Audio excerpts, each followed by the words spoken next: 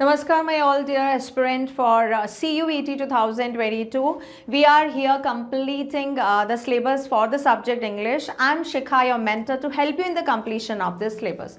Last video, we have completed the subject verb concord. Half of the concept have been done. Today, I will cover up the remaining concept for this topic. ठीक है, subject verb concord.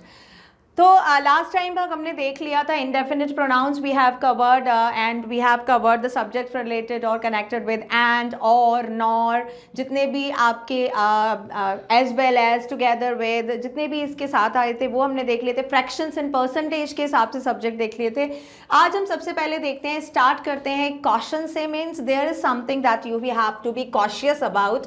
Sometimes modifiers will get between subjects and its verbs, but these modifiers must not confuse the agreement between the subjects or and its verb. अब यहाँ पे ये क्या है, modifiers का मतलब क्या हो गया?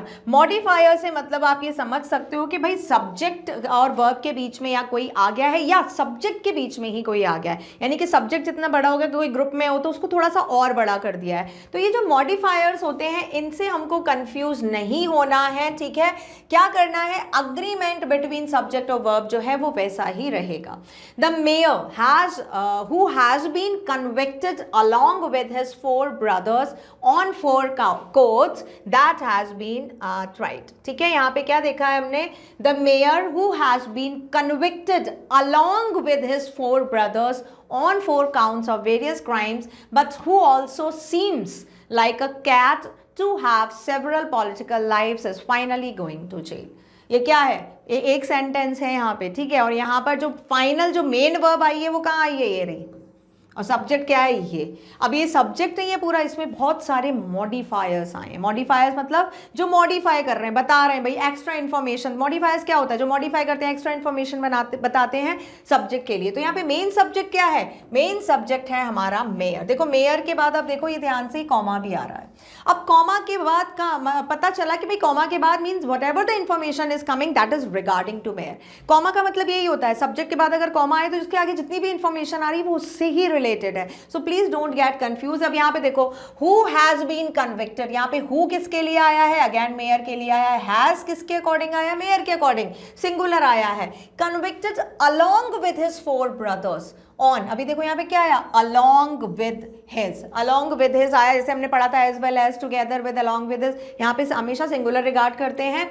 4 brothers on 4 courts of various crimes but who also seems. यहाँ पे ये फिर से हु आया है, किसके लिए आया है, मेयर के लिए आया है. और ये जो मेयर के लिए हु आया है, इसमें देखो सीम्स, ये भी उसके अकॉर्डिंग आया है. सीम्स क्या मतलब, इसी के अकॉर्डिंग तो आया है, मेयर के अकॉर्डिंग. लाइक अ कैट, यहाँ पे ये लाइक अ कैट, यहाँ पे ये सिर्फ दिया गया एक मॉडिफाइड, कैट के जैसा. यहाँ पे लाइक में लाइक्स नहीं आएगा क्योंकि ये like is not related with the subject, it is just a modifier, सिर्फ मॉडिफाई के कैट के जैसा. To have several political lives is finally going to jail. मतलब मेयर कैसा है, बहुत सारे कन्विक्टेड हैं, वो कन्विक्टेड है बहुत सारे मामलों में, along with his 4 brothers. 4 brother हैं उसके, वो भी उस मामले में हैं. और 4 counts of the various crimes, मतलब बहुत सारे क्राइम में वो लोग इंडल्ज हैं. कौन कौन, मेयर और उसके ब्रदर्स जो हैं. बट यहाँ पे जो मेन सब्जेक्ट है वो कौन है, मेयर के बारे में बात कर रहे हैं. जो कॉमा हु यहाँ पे मेयर के लिए आया है, who also seems like a cat, वो कौन है, क्या लाइक कैट, कैट के जैसे हैं. भाई कैट कैसी होती है, थोड़ी कनिंग मानते हैं ना हम उसको, तो वैसी ही है वो. To have several political life, इनकी बहुत सारी, एक पॉलिटिकल लाइफ्स नहीं है, बहुत सारे अलग अलग फ्रेजेस है, पर्सनालिटीज हैं डिफरेंट डिफरेंट. एंड अब क्या है, is finally going to jail. तो ये इज किसके लिए आ रहा है, मेयर के लिए आ रहा है, इतने सारे मॉडिफायर्स के बाद.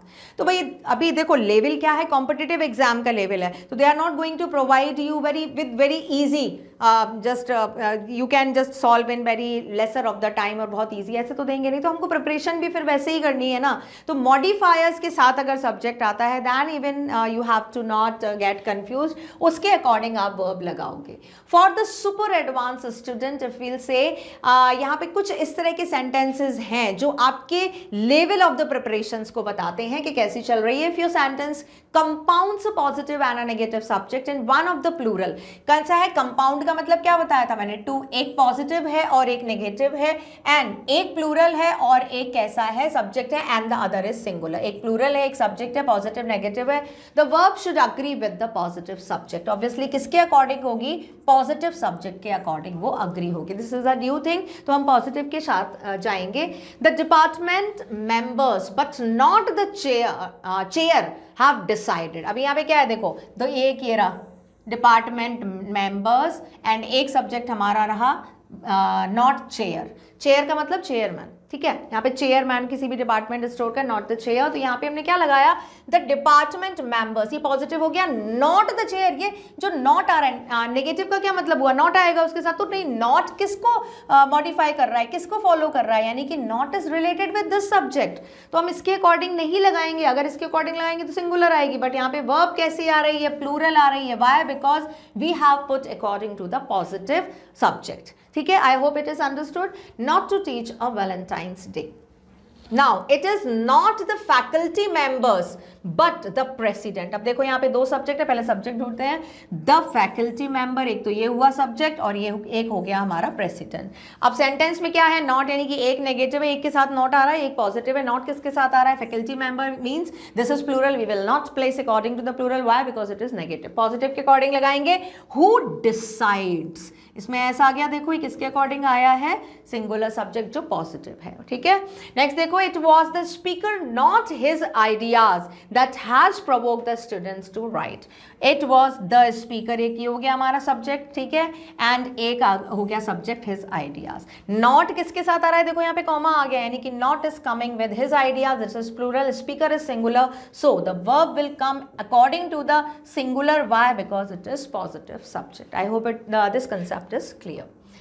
Next देखो, sometimes after you know that the subject is singular or plural, you still can't decide which verb is singular or which is plural. कभी कभी होता है ऐसा भाई कि सिंगुलर है, प्लूरल है, लेकिन आप डिसाइड नहीं कर पा रहे हो कि किस तरह की वर्ब आएगी। Substitute it for the singular and substitute they for plural. Substitute का मतलब उसकी जगह, the second place who can take, ठीक है, जो भी सेकेंड चांस ले सके। तो सेकेंड जो सिंगुलर है उसकी जगह आप इट लगाओ, जो प्लूरल है उसकी जगह आप दे लगाओ, ये सब्स्टिट्यूशन हमको देना है। The verb immediately become apparent, उसके जैसी हो जाएगी, अपरेंट इज कॉल्ड उसके जैसी, या लाइक, ठीक है, like that. Apparent is called उसके जैसी हो जाएगी। Most parents mistakenly think that mumps has or have been eliminated as a childhood disease। mistakenly ये mumps एक disease होती है जिसको आप बोलते हो ना, यहाँ पे जो tonsils में जब raise हो जाता है part, तो that is called mumps। तो यहाँ पे क्या आया है, have और has been eliminated, उन्होंने eliminate कर दिया है। eliminated is called removed, ठीक है, रिमूव्ड मतलब ऐसा नहीं है अब ये जैसे पहले रिगार्ड करते थे कि भाई टॉन्सिल्स जो होते हैं वो ज़्यादातर बचपन में ही होते हैं, तो उन्होंने ये एलिमिनेट किया, ये रिमूव किया।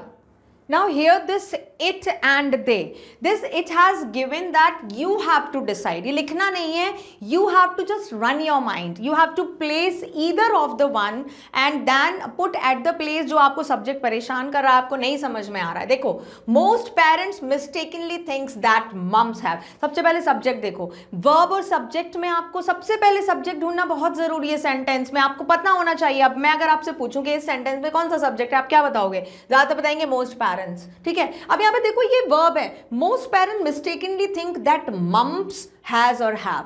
वर्ब किसके अकॉर्डिंग आती है, सब्जेक्ट के अकॉर्डिंग आती है। किसके लिए आई है ये हैज और हैव, मम्स के लिए, यानी सब्जेक्ट यहाँ पे क्या है, mumps, this is the subject, this is not the subject. That's why I told you it is not needed that subject will always come in the starting of the sentence. No, subject कहाँ पे आया हमारा, mums. अब देखो mums समझ नहीं आ रहा कि भाई क्या है, सिंगुलर है या प्लूरल है, आगे पढ़ते हैं हम। हैज और have been eliminated as a childhood disease. क्या है ये, एक डिजीज है, disease are always regarded as singular. तो यहाँ पे क्या आ जाएगा, यहाँ पे मम्स के साथ आया है, प्लीज ध्यान रखेंगे ये सब्जेक्ट नहीं है। Has been eliminated as a childhood disease, mumps एक डिजीज है, सिंगुलर सब्जेक्ट के साथ आएगी। तो यहाँ पे हमने मम्स को क्या रिगार्ड किया, नहीं समझ आ रहा, तो मम्स को आप ये बोलो इट और दे।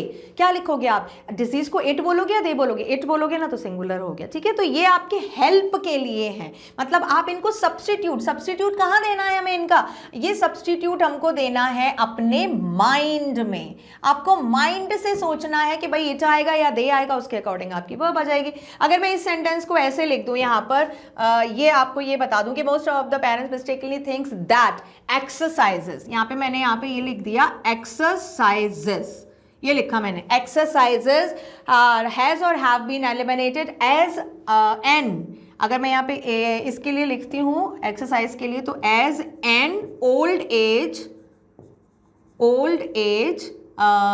प्रैक्टिस और हैबिट, ठीक है, हैबिट लिख देती हूँ, ओल्ड एज हैबिट या शेड्यूल आप बोल सकते हो। यानी कि ये इसके अकॉर्डिंग ये बताया गया है कि भाई ये समझा जाता है कि एक्सरसाइज है वो ओल्ड लोग नहीं कर सकते हैं, ठीक है, ये समझा गया है कि ओल्ड लोग नहीं कर सकते हैं, तो ओल्ड एज प्रैक्टिस।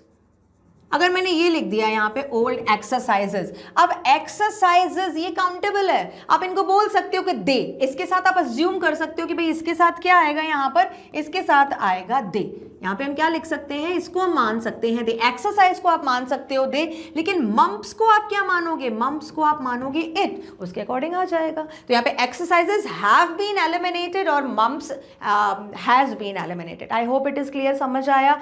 जिस भी सब्जेक्ट में आपको कंफ्यूजन है कि ये सिंगुलर है या प्लूरल, उसके साथ सब्स्टिट्यूशन रख के देखो इट या they, and according to that verb will come. I hope it is clear. Next देखते हैं रिलेटिव प्रोनाउंस। ये भी पार्ट होता है सब्जेक्ट वर्ब कॉन्कर्ड का। रिलेटिव मींस रिलेशन, किस चीज का रिलेशन, प्रोनाउन का रिलेशन। किससे रिलेशन, सब्जेक्ट और वर्ब से। हम क्या पढ़ रहे हैं, सब्जेक्ट एंड वर्ब पढ़ रहे हैं, तो प्रोनाउंस का जो भी चीज आएगा वो उसका रिलेशन किससे होगा, सब्जेक्ट से होगा ना। देखते हैं क्या है। Who, whom, which and that are either singular or plural depending on the words they refer to। कौन से होते हैं रिलेटिव प्रोनाउंस, who होता है, whom होता है, which and that। ये क्या होते हैं, या तो सिंगुलर होते हैं या प्लूरल होते हैं। किस पे डिपेंड करता है, the words they are referring to, किस चीज को रेफर कर रहे हैं, बिल्कुल देयर और हैर के जैसे, ठीक है। उसके आगे जो वर्ड आता है उसके अकॉर्डिंग हमारी वर्ब आती है। The sales manager is a good researcher who spends a great amount of time surfing the web for information। क्या है भाई सब्जेक्ट, ये रहा हमारा सब्जेक्ट द सेल्स मैनेजर, और ये आ गया हमारी इज, इसके अकॉर्डिंग आ गई, ठीक है, आ गई भाई। रिलेटिव प्रोनाउन यहाँ पे कौन सा है, ये रहा हु। हु किसके लिए आया है, हु आया है हमारा सब्जेक्ट के लिए। हु क्या है, प्रोनाउन। प्रोनाउन रिलेटिव कैसे हुआ, रिलेशन बता रहा है, किससे रिलेशन बता रहा है, मैनेजर से बता रहा है। तो यहाँ पे जो सिंगुलर जो वर्ब है वो कैसे आ जाएगी, सिंगुलर। क्यों आएगी सिंगुलर, क्योंकि sales manager is a singular subject. I hope it is clear.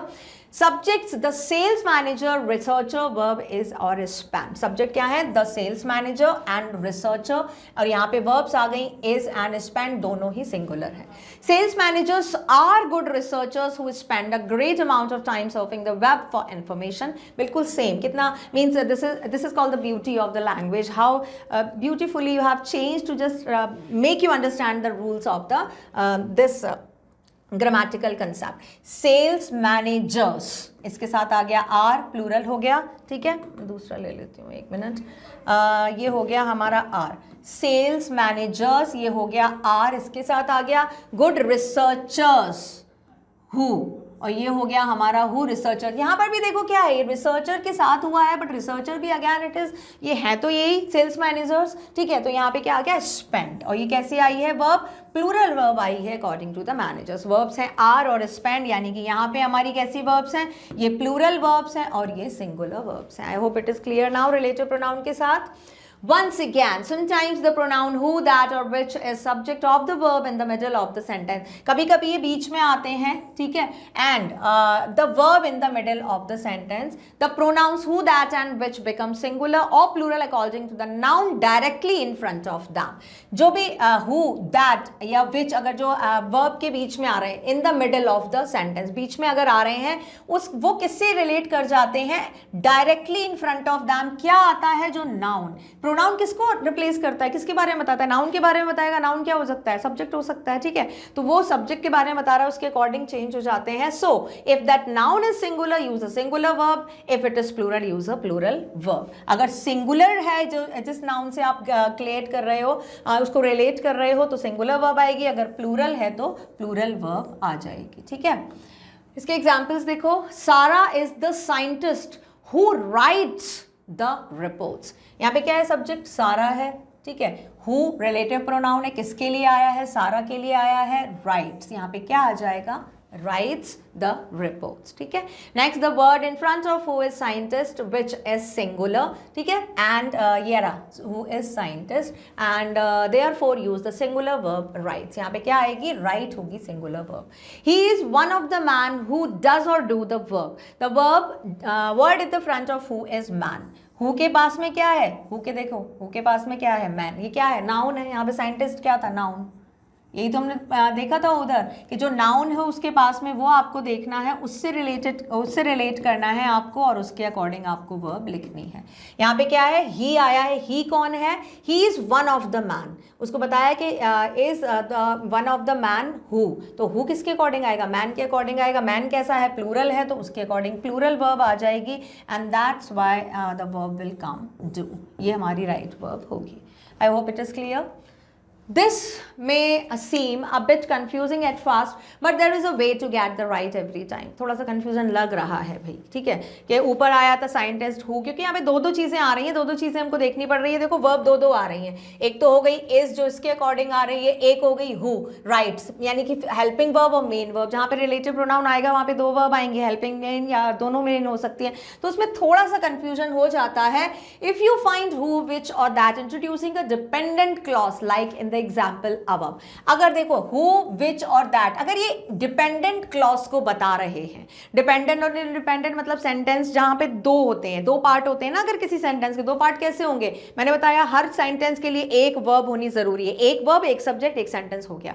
अभी यहां पे देखो कैसे आ रही थी, एक सब्जेक्ट एक वर्ब, यानी एक सेंटेंस ये है, एक सब्जेक्ट और एक वर्ब. ये हो गया, ये इसकी वर्ब है और ये इसकी वर्ब है. तो दो पार्ट हो गए ना. दो सब्जेक्ट और दो वर्ब आ रहे हैं, दो पार्ट हो गए. तो उसमें जो दो पार्ट होते हैं उनको आप क्लॉज बोलते हो. एक होता है independent clause, it doesn't need anyone else. एक होता है dependent clause that need something. जो डिपेंडेंट क्लॉज होता है वो हमारा, उसी में हमारा रिलेटिव प्रोनाउन आता है. Look at the word right in front of, usually that the word it takes the place of. जो वर्ड के राइट इन फ्रंट ऑफ, जो बिल्कुल उसके सामने है, उसको हमें देखना चाहिए. Decide if the word is singular और plural, that will tell you whether who, which और दैट इज सिंगुलर. आपको वो वर्ड देखना है कि वो वर्ड सिंगुलर है या प्लूरल है, उसके अकॉर्डिंग वर्ब आ जाएगी. Make the verb agree and that's all. It solve. उसके अकॉर्डिंग, जैसे कि हमने ये देखा था ना, हु, इसके पास में क्या आ रहा है? मैन कैसा है? प्लूरल, प्लूरल वर्ब आ जाएगी. सिंपल. यहाँ पे हु के साथ क्या आया था? सेंटेंस के, साइंटिस्ट के लिए आया था. साइंटिस्ट कैसा है? सिंगुलर, तो सिंगुलर के अकॉर्डिंग वर्ब आ जाएगी. कंफ्यूजन नहीं होगा. One of the dash causes problem. अभी देखो यहाँ पे वन ऑफ द, जो सेंटेंस वन ऑफ द से शुरू होते हैं, वन ऑफ द क्या है? ये सब्जेक्ट्स. अभी यहाँ पे हम लोग सब्जेक्ट वर्ब कौन कर पड़े, तो डिफरेंट सब्जेक्ट में आपको बता रही हूँ. तो एक सब्जेक्ट आता है वन ऑफ द, ये थोड़ा सा कंफ्यूजन होता है. जैसे Sanders is one of the council members who oppose the plan. अभी यहाँ पे who refer to the plural member. ये जो हु है, हमने देखो यहाँ पे क्या देखा? हु. अब आपको कैसे पता चलेगा हु किसके साथ आ रहा है? मेंबर्स. मेंबर्स क्या है? नाउन. नाउन कैसा है? ये हमारा प्लूरल. प्लूरल है, तो यहाँ पे ये आ गई प्लूरल वर्ब. यहाँ पे क्या है? सैंडर्स इज, ये नेम है भाई, कंफ्यूज नहीं करना कि एस है. सैंडर्स क्या है? It is a name. ये यहाँ पे एक नेम है, it is a name. Examples में ऐसे आते हैं. Several council members oppose the plan. यहाँ पे क्या हुआ? सेवरल काउंसिल मेंबर्स, और ये अपोज, यानी कि हु के पास क्या आ रहा है? मेंबर्स आ रहा है, और ये कैसा है? प्लूरल, तो प्लूरल वर्ब आ जाएगी. Sanders is the only one of the council members who opposes the plan. Sanders, अब देखो यहाँ पे क्या है? Sanders is one of the council members who oppose the plan. अभी यहाँ पे क्या था?